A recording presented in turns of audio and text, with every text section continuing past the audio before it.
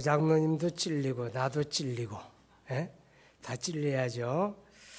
오늘 이제 우리가 2부 예배 마치고 공동회를 통해서 16명의 권사 후보를 선택을 했는데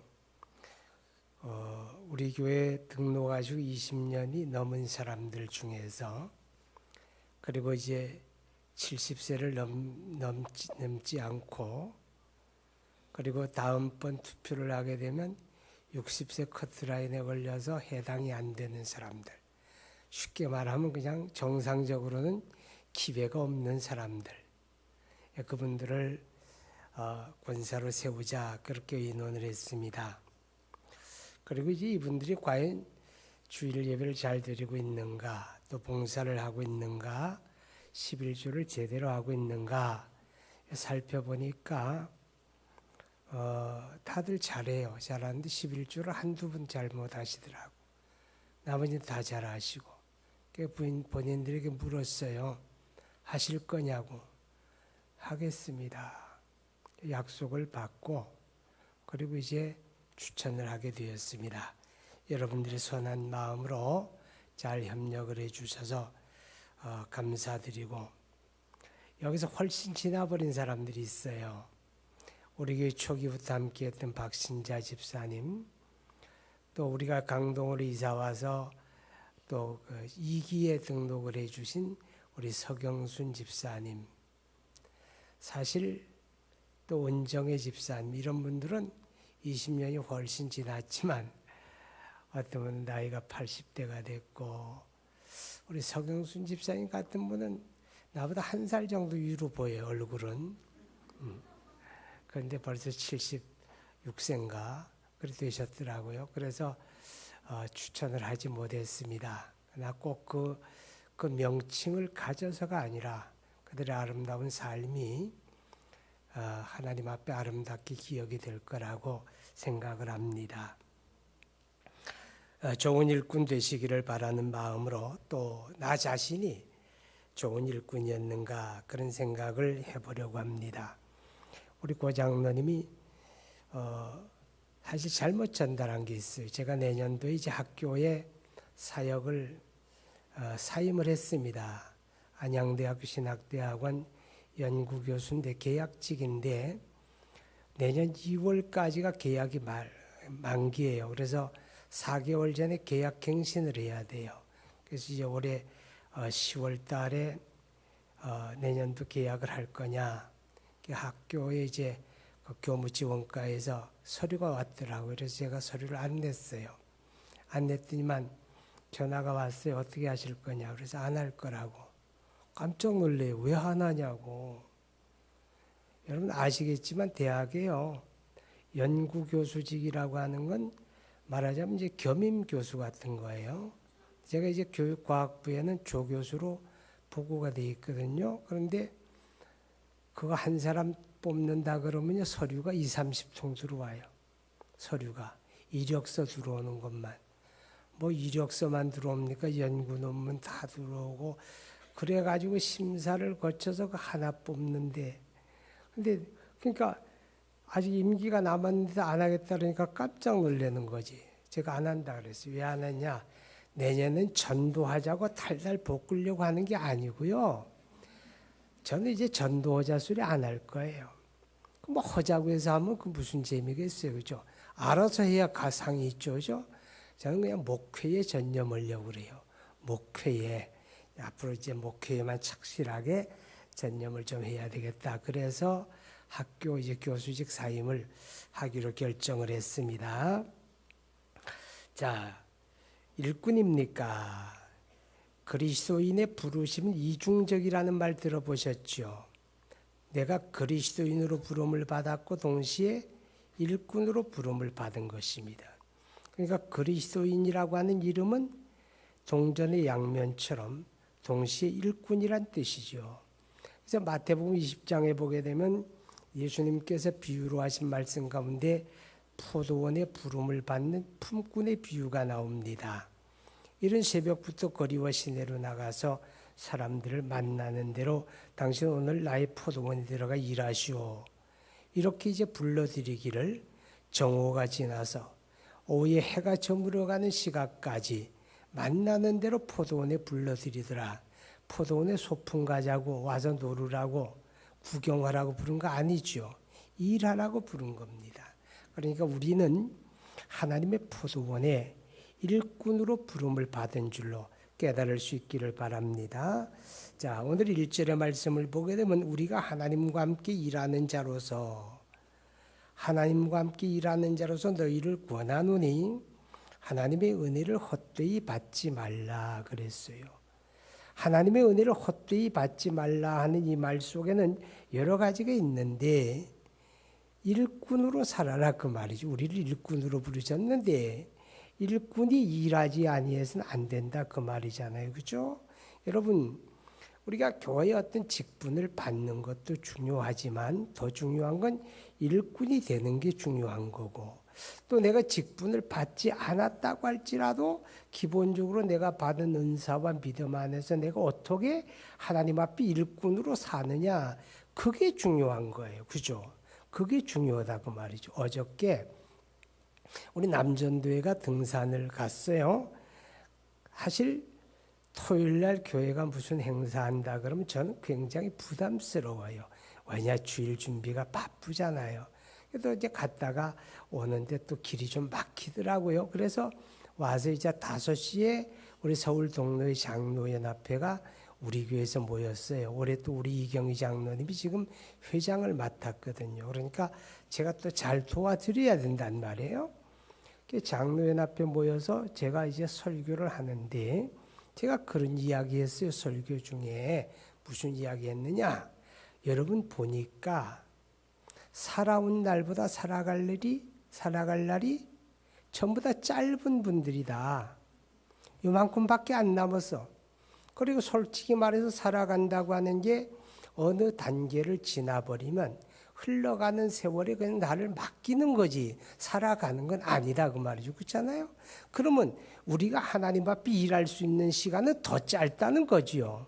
그러면 이제 눈을 번쩍 뜨고 두 주먹 불끈 쥐고 어금니 꽉 깨물고, 그래 하나님이 이제 나에게 일할 수 있는 기회가 많지 않구나, 이 짧은 기간에 알뜰하게 보람있게 주님 앞에 일꾼으로 살아야 되겠다, 이런 다짐 가져야 돼요. 그렇잖아요. 여러분도 그렇고 저도 그렇고 날이 짧으니까 더 집중하자 그 말이죠. 네. 그래서 우리가 일꾼으로 살자고. 자, 여러분, 은혜를 헛되이 받지 않는다는 말은 여러 가지 의미가 있지만 다른 의미 다 생략하고 오늘 일꾼입니까 하는 질문에서 보게 되면 우리가 일꾼으로 부름받았으니 일꾼으로 살아가는 것이, 그게 은혜를 헛되이 받지 않는 거예요. 일꾼으로 부름을 받았는데 하나님의 일을 전혀 생각지 않고 산다면 그건 은혜를 헛되이 받는 거지요. 우리가 하나님의 교회 안에서도 일꾼이지만 교회 밖에서도 우리가 세상 속에서도 하나님의 영광을 드러내고 예수의 향기를 바라는 주님을 드러낸 일꾼이잖아요. 일꾼의 삶을 살지 않으면 우리가 은혜를 헛되이 받은 것이다, 그런 의미가 되어지는 것입니다. 자, 우리가 기왕의 일꾼으로 부름을 받았을 바에는 복된 일꾼으로 삽시다. 아멘.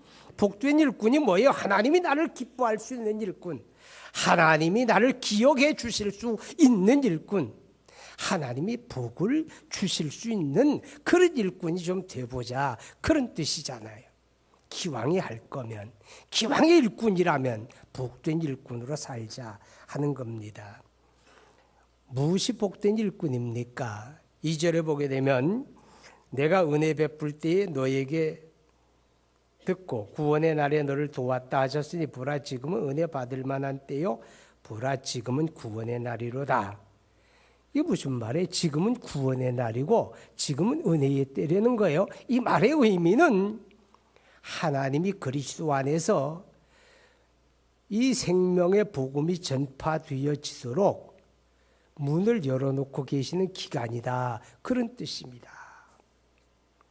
여러분, 요한계시록 3장 7절에 보게 되면 닫으면 열 자가 없고 열면 닫을 자가 없는 그이가 가라사대, 예수님을 그렇게 표현을 해요. 열기도 하고 닫기도 하신다. 여러분, 우리가 세계 역사 속에 기독교 역사를 보게 되면 예루살렘에서 시작한 복음운동이 소아시아를 거쳐서 다시 유럽으로 가요. 유럽을 거쳐서 미국으로 가고 미국을 거쳐서 아시아권으로 들어와서 한국에 복음이 들어오고 지금 중국권으로 복음이 들어가고 뭐 사람들은 그래 이렇게 복음이 진행을 해서 다시 예루살렘으로 들어가는 그때가 우리 주님 오시는 때다. 그렇게 얘기합니다.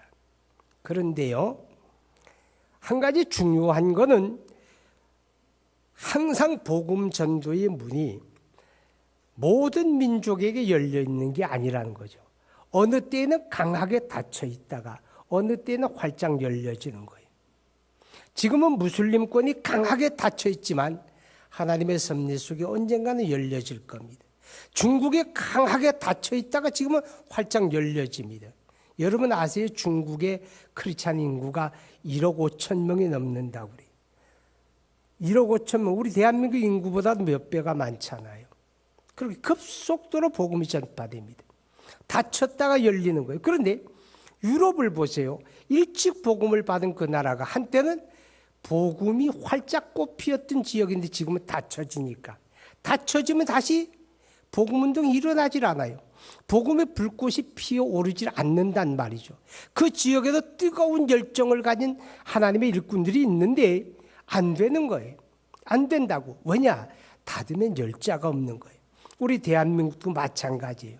무슨 뭐 하나님이 우리 대한민국이 그렇게 이뻐서 우리 대한민국만 앞으로 수백 년 동안 수세기 동안 대한민국에만 이렇게 활짝 열어준다는 보장이 없잖아요. 그렇잖아요? 한때 열어지면 한때는 닫히는 거예요. 이렇게 선교 역사는 진행을 하는 거예요. 그렇다고 한다면 보라. 지금은 은혜의 때요, 지금은 구원의 날이라고 하는 이 말의 의미는 아직은 하나님이 열어놓고 계신다는 거예요.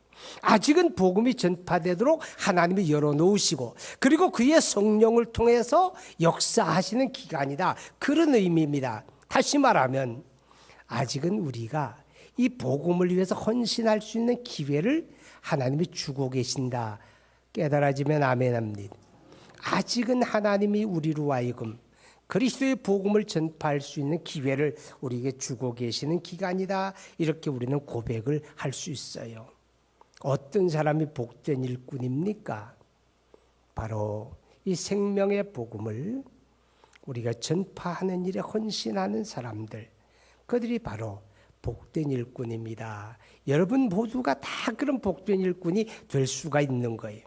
우리 김윤정 권사님 간증을 대변해 주셨는데 간증 대변자도 좋고 간증거리를 가진 사람도 좋지만 그들만 아니라 여러분 모두가 그런 복된 일꾼이 될 수가 있다. 할렐루야.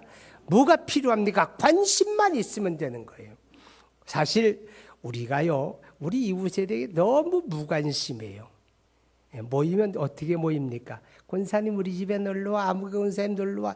권사들끼리 모이고 집사들끼리 모이고 끼리끼리 모여서 그냥 하루 종일 수다 떨어요. 우리끼리 모여 지낼 뿐이지 우리가 정말 주님 앞에 일꾼이라고 한 걸 망각하고 사는 거죠. 좀 우리가 밖에 우리 이웃에게 관심을 좀 가져봐요. 관심을 가지면 얼마든지 주님이 나를 통해서 일하시는데 내가 전혀 관심을 갖지 않으니까 우리에게 일할 수 있는 기회가 주어지지 않는다는 거잖아요. 여러분 복된 일꾼은 하나님의 기쁨이 되는 이 영혼 구원을 위해서 헌신할 수 있는 사람들이 바로 복된 일꾼이다 하는 것입니다. 자, 그 다음에 복된 일꾼 4절에 보면 오직 모든 일에 하나님의 일꾼으로 자천하여 많이 견디는 것과 환난과 궁핍과 고난과 매맞음과 갇힘과 이런 말이 나와요. 자천하여 하나님의 일꾼으로 자천하여. 자, 여러분 이 말씀의 의미가 뭡니까? 하나님의 은혜를 깨달은 사람은요, 누가 아유 일 좀 해주세요, 이거 좀 맡아주세요, 이거 좀 해주세요, 그래서 일하는 게 아니에요. 어떤 교인이 그러더라고. 목사님, 나도 연말만 되면 정말 교회 떠나고 싶어요 그러더라고. 이해가 돼요. 이해가 된다고. 이거 해라 이거 해라 하니까 근데 솔직히 말하면요, 나도 연말만 되면 떠나고 싶어. 나도 또 났다가 한 3월쯤 와서 시작하면 좋겠어. 그런데 우리가 은혜를 받은 사람은요, 자원해서 하는 겁니다. 바울이 왜 이렇게 영광 받는 일이 아니잖아요. 그것 때문에 매맞으며, 그것 때문에 갇히며, 그것 때문에 고난당하며, 그것 때문에 억울한 일을 수없이 당하면서도 바울이 말해요. 나는 누가 추천해서 누가 등 떠밀어서 하는 게 아니라 내가 자원해서 자천해서 내가 주님의 일꾼이 된다. 여러분, 이 사람이 복되지 않겠습니까? 이런 사람이 복된 거예요. 이런 사람이. 죽을 병이 걸렸다가 주님 은혜로 좋은 의사 만나고 좋은 약을 만나고 그래서 살았다면 은혜로다, 감사하다. 그것도 은혜지요. 그럼 어떻게 살아야 돼요? 앞으로 남은 인생 주의 부르심 앞에 순종하며 살겠다. 그런 마음 안 가지겠습니까? 근데 그것만 은혜입니까? 우린 누구예요? 우리는 영원히 죽은 자들이에요. 영원히 소망 없던 자들이에요. 영원한 형벌에 떨어질 자들이에요. 해결할 길이 없는 자들이에요. 방법이 없는 자들인데 그런 우리가 예수 만나서 구원받은 거예요. 아멘. 그런 우리가 예수 만나서 구원받은 거예요. 이 은혜를 우리가 안다면, 이 은혜를 안다면 자원하지요. 내가 자원해서 주님 내게 주신 은혜가 뭘까? 내가 감당할 수 있는 일은 뭘까? 그 자원해서 하나님 앞에 하나님의 일꾼으로 헌신하게 된다 하는 것입니다. 여러분, 바울 사도가 이런 고백을 합니다. 나의 달려갈 길과 또 선한 싸움을 싸우는 일과 그리고 믿음을 지켰으니 이제는 이후로 나를 위하여 의의 면류관이 예비되었다. 이게 무슨 말인지 압니까? 사도 바울은요, 와 이렇게 고달픈 걸 그만두면 되는데 왜 끝까지 그 고난을 감수하면서 갈까? 다름이 아니라 하늘나라 가야 하기 때문이라는 거예요. 하늘나라 가야 하기 때문이라는 거예요. 거기 가서 하나님 앞에 서야 하고 거기 가서 하나님 앞에 다 우리가 평가받아야 한다 그 말이죠. 그렇죠? 하나님 앞에 가서 다 평가받을 날이 있는데 그날의 의로운 재판장이 나에게 주실 상이 있는데 내가 어떻게 힘들다고 어떻게 고달프다고 어떻게 고난이 있다고 도중에 포기할 수가 있겠느냐. 그래서 끝까지 가는 거예요. 여러분, 우리가 주님의 일꾼으로 자원해서 할 때 기억하십시오. 도중하차하지 않습니다. 힘들다고요, 고난이 있다고요, 어렵다고요. 여러분, 어려우면 바울처럼 어렵습니까? 여기 이래 보세요. 4절부터 보면 모든 일에 하나님의 일꾼으로 자천하여 많이 견디는 것과 환난과 궁핍과 고난과 매맞음과 갇힘과 난동과 수고로움과 자지 못함과 먹지 못함 가운데서 깨끗함과 지식과 오래 참과 자 얼마나 보세요. 이런 엄청난 고난 가운데서 그가 견딘다는 거예요. 왜요? 하나님 앞에 가야 하잖아요. 하나님 앞에 평가받을 날이 오잖아요. 하나님 앞에 상 받을 날이 있다는 겁니다. 그래서 바울이 자천해서 그 일을 감당한다. 도중하지 않는다. 포기하지 않는다. 여러분, 복된 일꾼은 그런 사람이라고 하는 것입니다. 자, 3절에 봅니다. 우리가 이 직분이 비방을 받지 않게 하려고 무엇이든지 아무에게도 꺼리끼지 않게 하고. 여러분, 이 직분이 사도 바울이 말하는 직분은 사도의 직분이겠지요. 그 직분이 비방을 받아서는 안 된다 그 말입니다.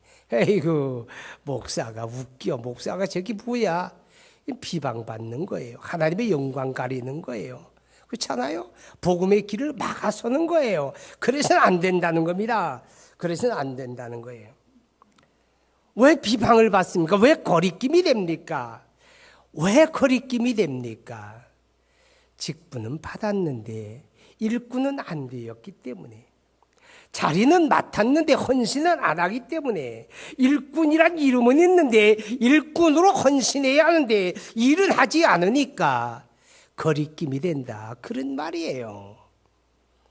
바울이 얘기합니다. 거리낌이 돼서는 안 된다. 아무에게도 거리끼지 않게 하려 함이라 그럽니다. 어떻습니까? 복된 일꾼입니까? 내가 거리낌이 되는 일꾼은 아닙니까? 저와 여러분이 거리낌이 되는 일꾼이 아니냐고요. 우리 한번 다짐해야 돼요.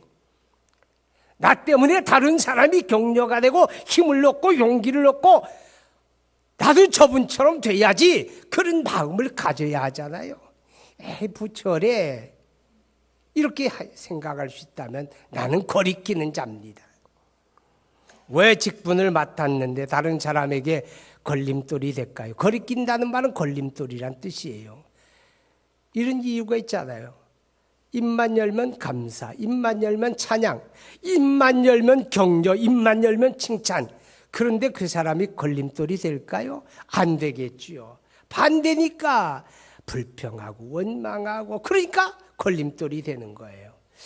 저분은 왜 직분이 저런데 맨날 불평만 하고 원망만 하고 짜증만 부리고 성질만 부리고 저럴까? 그럴 거 아니에요. 여러분, 하나님의 일꾼은요, 감사하며 삽니다. 칭찬하며 삽니다. 격려하며 삽니다. 할렐루야. 그런 사람이 그 직분이 거리끼지 아니하고 오히려 다른 사람으로 하여금 격려가 될 수가 있다는 거죠. 그런 일꾼이 복된 일꾼입니다. 이제 말씀을 마칩니다. 1절 보세요. 우리가 하나님과 함께 일하는 자로서, 바울이 그렇게 고백합니다. 복된 일꾼은 어떤 사람이냐? 하나님과 함께 일하는 사람이에요. 이게 무슨 뜻일까요? 바울은 의지도 없고 노력도 없다는 얘기가 아니에요. 자기가 의지를 가지고 결정하고 노력하고 헌신하지만 나 혼자가 아니라 하나님과 함께 하나님의 일을 하는 사람이다. 여러분, 이게 믿음 생활이에요. 믿음 생활은요, 하나님과 함께 하는 거예요. 에녹이 300년 동안 하나님과 동행했다 그랬잖아요. 예수 믿고 구원받은 사람이 신앙생활한다는 말은 하나님과 쭉 함께 한다는 말이거든요. 우리가 하나님의 일을 하는 사람들이 하나님과 함께 일하지 아니하고 자기 혼자 자기 의지 자기 생각 가지고 일한다면 그건 불신앙이에요. 이 불신을 가지고 일하면 하나님의 기쁨이 안 돼요. 믿음이 없이는 기쁘시게 못하나니라 그러잖아요. 우리가 믿음으로 한다는 말은 하나님과 함께 한다는 말이에요. 어떤 사람이 하나님과 함께 일합니까? 자기 뜻대로 하는데 어떻게 하나님과 함께 일해요? 내 뜻 내려놓고 내 생각 내려놓고 하나님 앞에 순종 먼저 해야죠. 그죠? 내 생각은 이럴지라도 하나님의 말씀이 이러면 하나님 앞에 순종해야 돼요. 순종이 기쁨이 된다는 말이에요. 순종할 때 하나님과 함께 하잖아요. 하나님과 함께 일하는 사람은 기도보다 앞서지 않아요. 크고 작은 모든 일에 하나님 앞에 기도하고 하나님의 뜻을 구하고 하나님의 생각을 알려고 하고 하나님의 은혜를 구하고 하나님의 역사를 의지하고, 이런 사람이 하나님과 함께 일하는 겁니다. 그런 사람이 복된 일꾼 아니겠습니까? 금년 얼마 남지 않았어요. 한 해의 끝맺음을 멋있게 합시다. 지금까지 좀 그렇게 왔다 할지라도 지금부터라도 이제부터라도 마음에 다짐하고 우리 한 해의 끝맺음을 복된 일꾼으로 마무리하자 그 말이죠. 할렐루야. 기도합니다. 우리 함께 기도합니다. 여러분과 저는 복된 일꾼입니까? 나는 복된 일꾼인가? 우리 한번 말씀을 마음에 새기면서 다짐하며 기도합니다. 거룩하신 아버지 하나님, 우리 하나님의 은혜를 감사합니다. 하나님, 우리가 예수 그리스도에게로 부름을 받았다는 말은 동시에 우리가 하나님의 일꾼으로 부름을 받았다는 것이라고 깨닫습니다. 그렇습니다.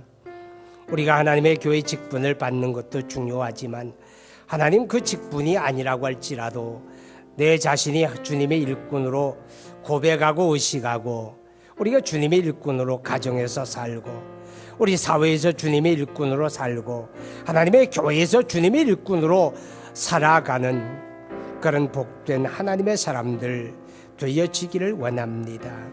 거룩하신 아버지 하나님, 우리의 관심이 영혼을 구원하는 일에 우리 주님의 관심에 동참하는 그런 관심이 있어서 나로 말미암아 그리스도 예수의 복음이 전파되고 영혼이 구원받는 그런 일꾼으로 우리가 살게 되기를 원합니다.